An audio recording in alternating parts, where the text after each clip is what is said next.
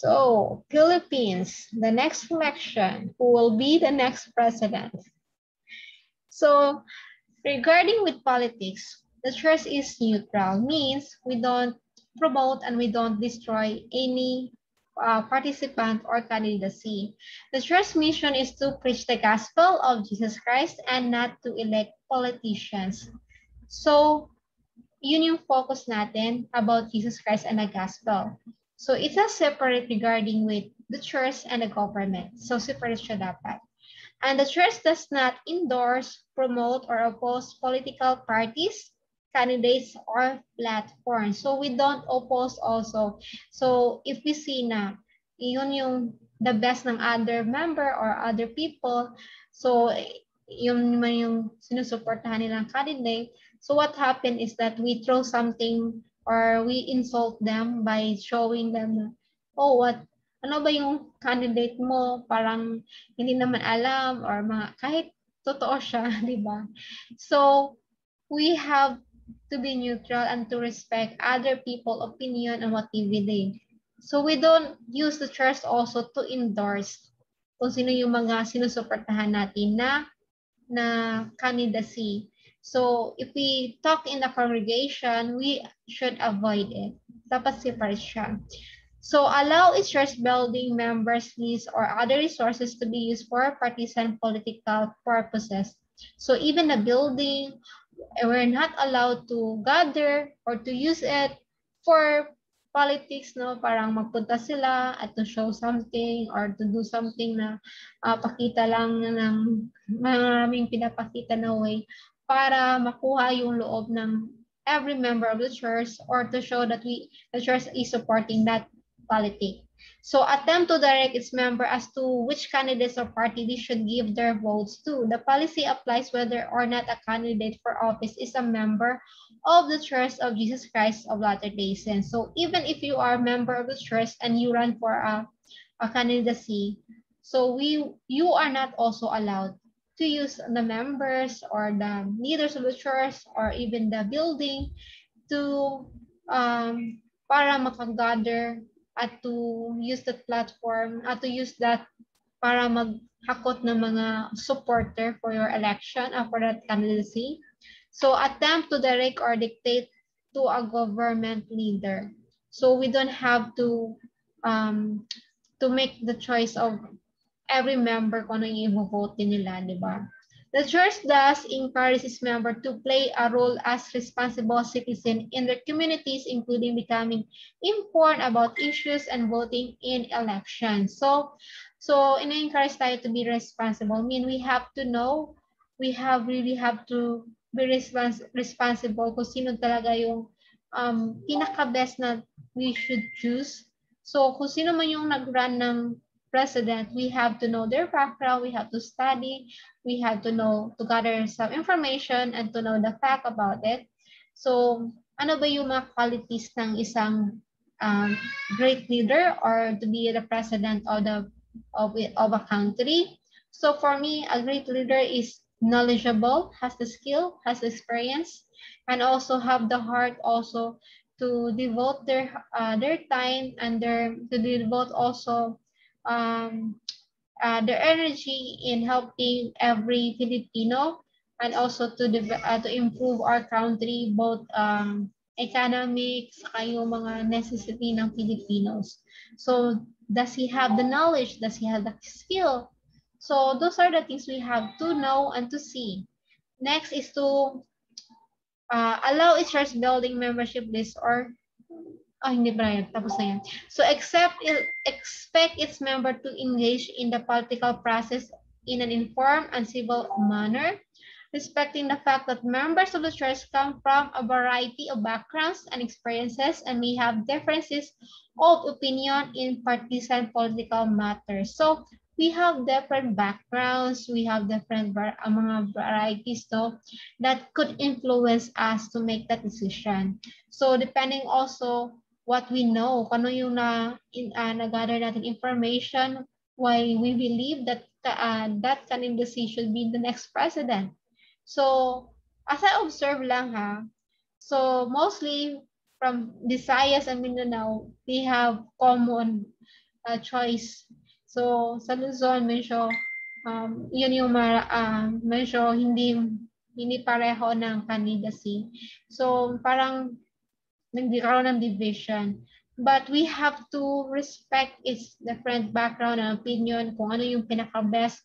So whatever their intention, either it feel good or they have also hidden agenda, bakit sila sinusuportahan yung candidate na yon.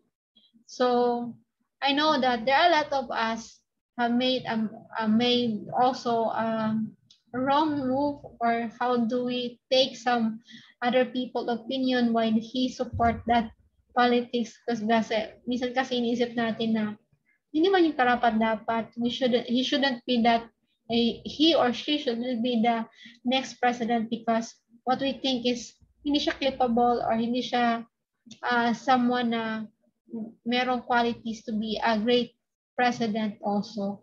So, merong mga attack, magkakaroon ng debate. So, iwasan natin yung mga ganun na way or issues.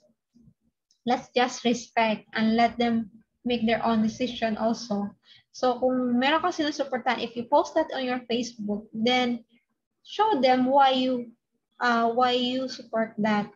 So if the people will see that, and maybe you can influence them to make the decision in a good way, not in a way na parang nagkakaroon ng insult.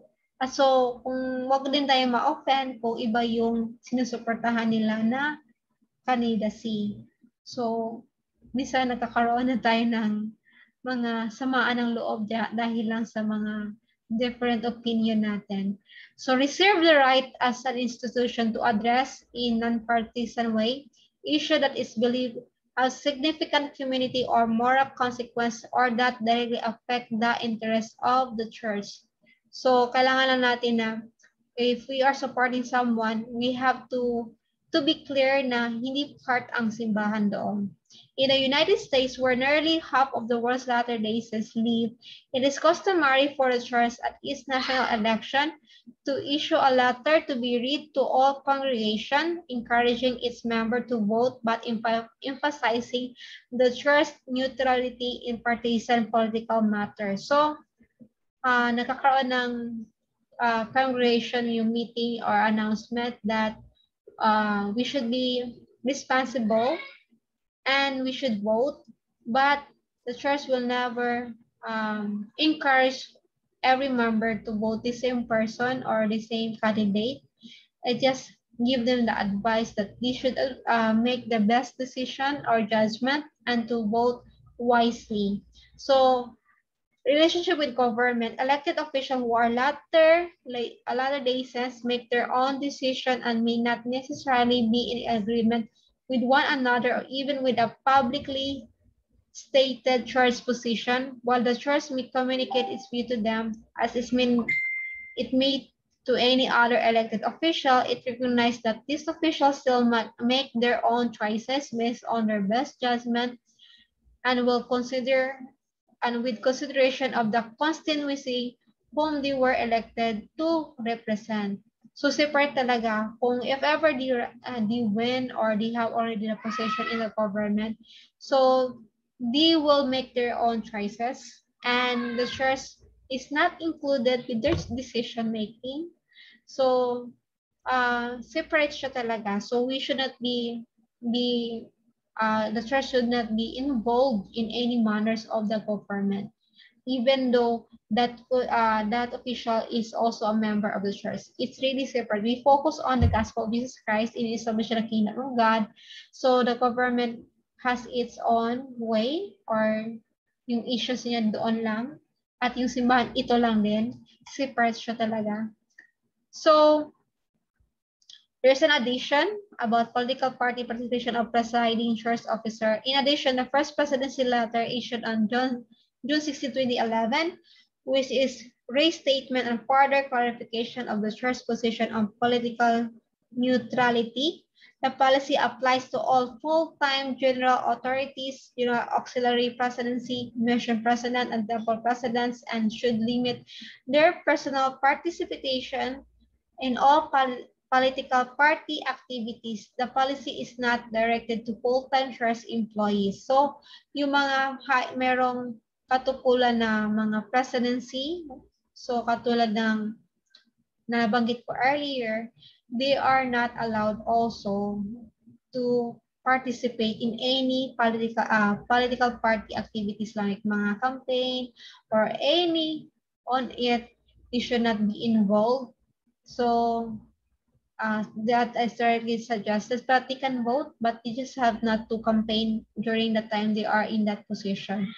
So general authorities and general officers of the church and their spouses and other ecclesiastical leaders serving full-time should not personally participate in political campaign, including promoting candidates, fundraising, speaking in behalf of otherwise endorsing candidates, and making financial contribution. So there are also not allowed magkaroon ng fundraising or any money to support their politic na candidate. So they should avoid that. So since they are not full-time officer of the church, Area 70 stake president and bishop are free to contribute, serve on campaign committees, and otherwise support candidates of their choice with the understanding so yung mga bishop or yung Area 70, so sila pwede silang magkaroon ng part sa campaign or support ng candidacy. So, yung mga higher leadership lang yung mga bawal talaga na ma-involve sila. So, pero yung mga bishop or yung mga stake, pwede sila, but they are also have limitation and they have to be precaution also. So, are acting solely as individual citizens in the democratic process and that need do not imply or allow others to infer that their action or support in any way represent the church. So, ito yung iniiwasan lang no that they may get the idea that the church are supporting that candidacy because one of the leader of the church was also in that campaign or showing support to that candidacy. So yun yung ina-avoid. So the bishop should make it clear or yung mga pwede na leader na makakaroon, maging part ng campaign, they should emphasize or show it clearly that the church is not involved with it. So will not use church stationery, church-generated address list or email system, or church building for political promotional purposes. So iwasan natin gamitin yung mga properties ng church when it is election. So will not engage in fundraising or other types of campaigning focused on fellow church member under their ecclesiastical supervision. So those are the things that we should avoid. So I hope this is clear to us that we should respect other people's opinion or whom they think should be the best or should be the next president in the Philippines or any government position. So it should not be the issues of division and fights and also yung mga yung other issues pa na nangyayari because we have different candidacy na gusto natin suportahan. At yung ngayon na-share ko na siya, I hope that this will remind others what are the things they can do and what are the things that we shouldn't do during the time we have election or mga pag-campaign sa mga candidacy natin. So, I will not share to you this time kung sino yung gusto ko supportahan, but I know that we should be also be more worthy also to have a great leader in our country. We have also to show that we are good followers and we will support our leaders or yung magiging sunod na president, whoever will be. So let's support and let's pray about that na the people of the Philippines will have the good guidance and to know who will be the best president, who will be the next